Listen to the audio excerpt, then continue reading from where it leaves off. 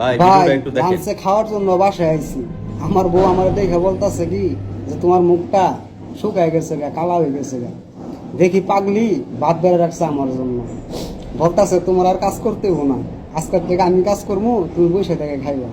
ভাই আপনাদের কাছে প্রশ্ন হলো, এই লোকটি যে কাজটি করছে সেটা কি ঠিক করছে? আরে ভাই, ঘরের বউ তোর কাছে আমানত, আমানত। তুই পাবলিকের মধ্যে এভাবে তোর বউকে উপস্থাপন না করলেও পারতে।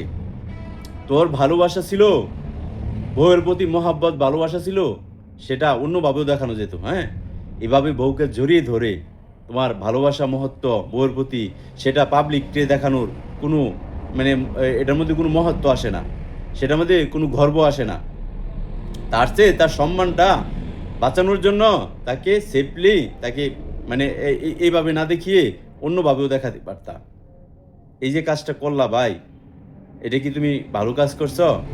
হ্যাঁ, তোমার সমাজ কি বলবে? তোমার আশেপাশের লোকজন এই ভিডিওটা দেখলে কি বলবে? তোমার স্ত্রীকে তুমি জড়িয়ে ধরে এরপরে তুমি ভালোবাসা প্রকাশ করতেছো সোশ্যাল মিডিয়ার মধ্যে। হ্যাঁ, তুমি কি ভিউ কামানোর জন্য?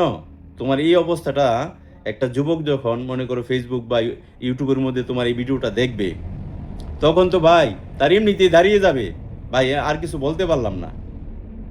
এতে যে পাপটা হবে, এই পাপের ভাগিদার তো টোটালি তুমি। ভালো হয়ে যাও ভাই, ভালো হয়ে যাও। নিজের বউ নিজের কাছে আমানত, কখনো এইভাবে পাবলিকলি প্রকাশ করবা না। নিজের বউয়ের প্রতি ভালোবাসা পাবলিকলি দেখানোর মধ্যে কোনো মহত্ব নাই, কোনো গর্ব নাই, কোনো মানে ভালো পুরুষত্বের পরিচয় এটা না। ভালো হয়ে যাও। আর ভাই যারা আপনারা ভিডিওটা দেখবেন, এই কাজ ভুলেও কেউ করবেন না। একদম ছোট লোক যারা, তারা এই কাজ করে। সবাই ভালো থাকবেন। সবার জন্য দোয়া ও শুভকামনা রইল। আল্লাহ তাআলা যেন সবাইকে হেদায়েত দান করেন। আমিন।